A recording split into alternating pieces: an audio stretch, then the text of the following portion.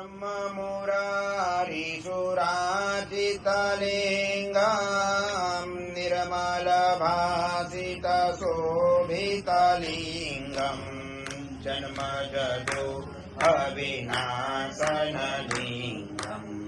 तत्प्रणमामि सदा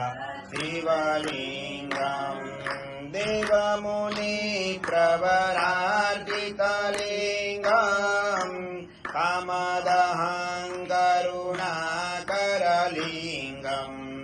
रावणदर्पविनाशनलिङ्गम् तत्प्रणमामि सदा शिवलिङ्गम् तत्प्रणमामि सदा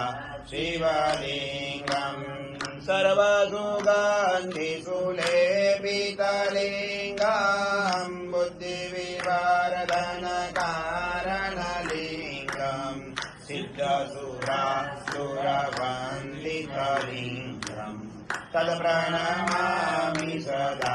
शिवलिङ्गम् कनकमहामणिभूषितलिङ्गम् फणिपतिवेष्टितशोभितलिङ्गम्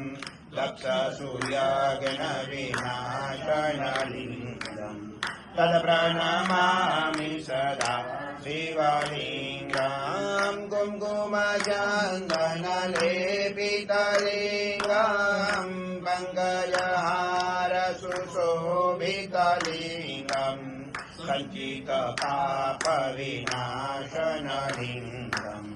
तत्प्रणमामि सदा शिवलिङ्गम् देवगणार्चितसेवितलिङ्गम् भावैर्भक्तिभिरेव च लिङ्गम् दिनकरकोटिप्रभाकरलिङ्गम् तत्प्रणमामि सदा शिवलिङ्गम् तत्प्रणमामि सदा शिवलिङ्गम् लिङ्गाष्टकमिदं पुण्यं यः परे शिवसन्निधौ शिवलोकमवाप्नोति शिवेन सह मोदते शिवेन सह मोदते।